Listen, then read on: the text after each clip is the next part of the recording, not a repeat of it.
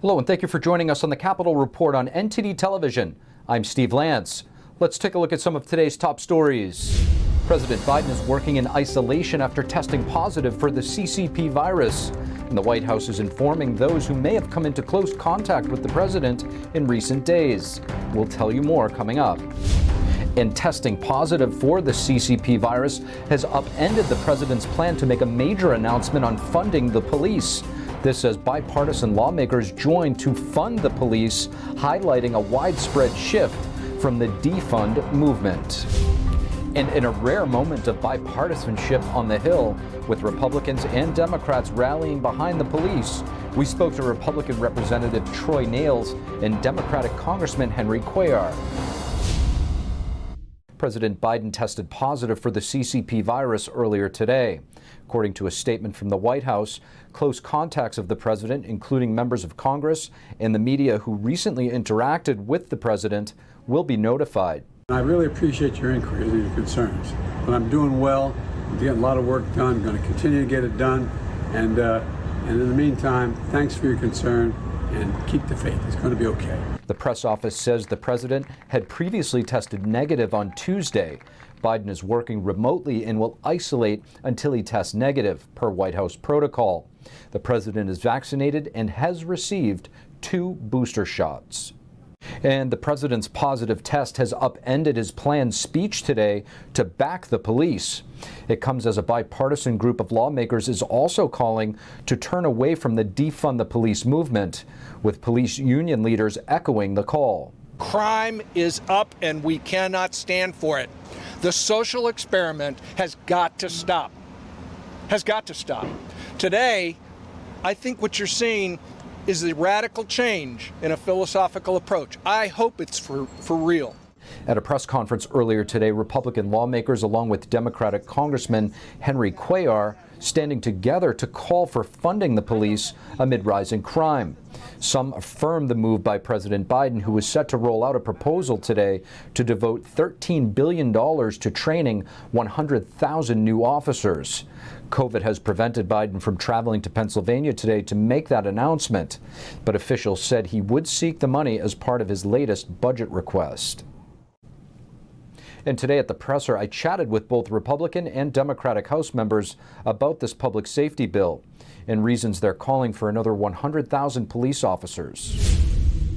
With Congressman Troy Nehls here. Congressman, thank you so much for joining us. Absolutely. Good to be with you. Congressman, if you could just give us a little bit of background as to what your bill here is aiming to do to actually fund the police. Well, it's called the Public Safety Enhancement Act, and really what the bill is I looked at the crime bill back in 1994, and who was the author of the crime bill on the Senate side?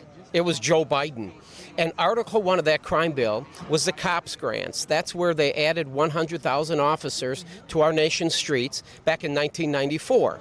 And when I've done some research, it has shown that violent crime decreased for several years after they added the 100,000 officers to the streets. So my bill just calls for reauthorizing Article 1 of that crime bill that would add 100,000 cops to the streets. We need it so desperately in this country. You can see when you have less police, you have more violent crime. Our cities are burning. Quite honestly, they're burning. Homicide rates are through the roof. And we have to do something to protect the American people. Congressman, not only are numbers down, but the morale is down within your current ranks. So how would you say is the best way to restore morale to law enforcement officers? I think, number one, it would be the leadership. It would be the President of the United States, Speaker Pelosi, and Congress to show support for law enforcement. And how do you do that?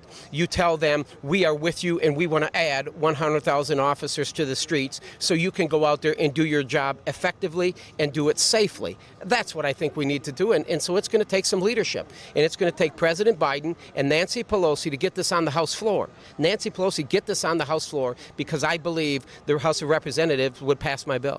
Congressman, you're seeing some bipartisanship here. You've reached across the aisle and you've gotten a response. How has that been? I think it's been good. We have almost 80 co-sponsors. I have 9 Democrats. Henry Cuellar is one of those. Just a great American, and he understands the need for adding more law enforcement to our nation's streets. So I'm going to continue to fight. I don't give up. I believe it's the right thing to do. I think the American people deserve to be able to walk out their front door, down to the little pocket park, or to the grocery store, to the library, and not have to worry about being mugged or assaulted by some thug. And there's way too much of it today. Congressman Troy Nehls, thank you. Thank you, my friend. Congressman Henry Cuellar. Congressman, thank you so much for joining us. It's a pleasure being here with y'all. Congressman, obviously the Democrats have taken a lot of heat, certain Democrats, for the defund the police movement. You're obviously a Democrat calling to fund the police. Would you say that your stance resonates with the majority of Democratic voters? Oh, absolutely. Look, I have a brother who's a sheriff. I have 2 other brothers that are peace officers. So it's very, very important that any society, in order to function as a society, you got to have law and order. Without law and order, it's hard to go to school, it's hard to go to church, it's hard to go to work. So supporting law enforcement is very easy for me to do. So when we talk about funding the police, what types of things do you think that the police need to better support them to do their work? Well, 2 ways. One is personnel, hire more officers, number 1. Number 2, you got to make sure they have the right equipment so they can do their jobs, from vests and other license plate readers and other things that they need so they can do their job. But I think the main thing is to hire personnel, and this is one of the things we're talking about, trying to hire 100,000 new police officers, and I think that's important to do. Congressman, morale for law enforcement is low right now. How can the country kind of boost them up at this moment? Well, first of all, it's not only just a pat on the back. It's making sure that we support them by providing the funding, in my opinion. Number 2, providing the equipment. I see this along the border, talking about, and this time I'm talking about Border Patrol because of what's happening down there. We got to support the Border Patrol. We got to support ICE. We got to support our local sheriffs. In fact, I sit in the appropriations where we've been fighting to put more money for a program called Stone Garden. That's so they can go ahead and have the overtime and the equipment. So it's not only just a pat on the back, but making sure that we support them. Congressman Henry Cuellar, thank you. It's a pleasure being with you.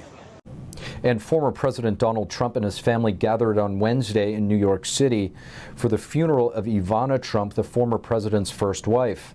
Ivana Trump is the mother of Donald Trump's 3 oldest children, Donald Trump Jr., Eric, and Ivanka. Ivana died last week in her New York City home. She and the former president were married from 1977 to 1992. Ivana was known as a 1980s style icon.